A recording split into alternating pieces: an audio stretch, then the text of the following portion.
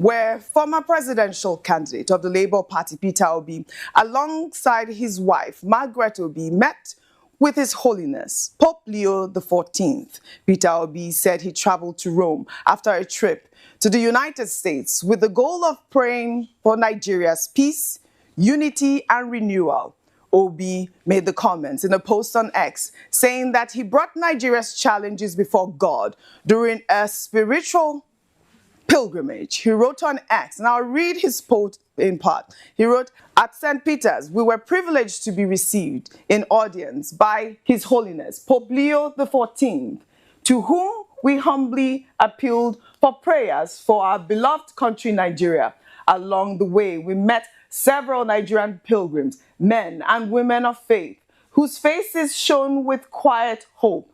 Together, we renewed our trust in God's divine mercy and in the promise of a renewed and better Nigeria." Well, online reactions have been mixed, with some users noting that taking Nigeria's situation to God seems like the best option after exhausting all human efforts. However, observers highlighted Peter Obi's emphasis that faith should inspire action, with every citizen playing their part towards improving the state of the nation. And I'll take some reactions before I come to you, Vimbai. And this person wrote, "Truly, Nigeria's problem isn't that Nigerians haven't prayed enough, but it's more of not putting the interests of the country first.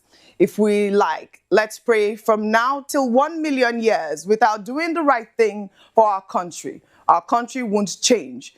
The election period will soon be here.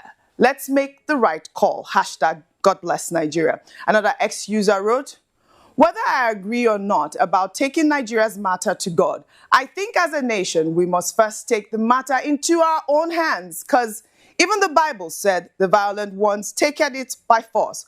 Until we do our part to take this nation from political vampires, looters, and thieves, God is not going to come down to help." And I think that is a valid point, Vimbai. But in the meantime, President Bola Ahmed Tinubu has arrived Rome. Please hold on. Don't forget to click on the subscribe button. Thank you. Italy, to participate in the Aqaba Process Heads of State and Government level meeting focused on West Africa's security crisis. The meeting, beginning October 14th, is a counter-terrorism initiative launched by King Abdullah II of Jordan in 2015 and co-chaired by Jordan and the Italian government. Presidential spokesman Bayo Ononuga said the summit will bring together heads of state, senior intelligence and military officials from African countries, and representatives of intergovernmental and non-governmental organizations to discuss evolving security challenges, including expansion of terrorist networks, the crime-terror nexus, and overlap between land-based terrorism in the Sahel and maritime piracy in the Gulf of Guinea. Vimbai, I'd like for you to juxtapose both stories. Here, on one hand, we see Peter Obi in Rome putting Nigeria into God's hands, praying for Nigeria. And then on the other hand, we see President Bola Ahmed Tinubu in Rome as well, engaging with the Italian government over terrorism, insecurity. All of these issues are brought in the front burner for you to discuss right now. It's a busy time in Rome, certainly. I'll come sit with you. Fantastic. So, I mean, it's a busy time in Rome. Where do I begin? Let me begin from the fact that the first thing that brought me to Nigeria when I first came to this country many years ago was actually church.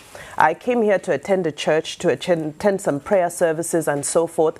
And I bring this to the discussion because I want to highlight the fact that I don't think Nigeria has a shortage of prayers or a shortage of the presence of God. I don't think it's always honorable for people who want to go on pilgrimages and pray around the world where they feel closest to God and where they feel God can hear them the loudest. Absolutely fine. But here in Nigeria, we do not have a shortage of God.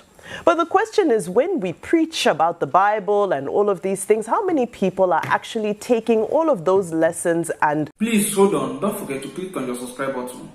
Thank you.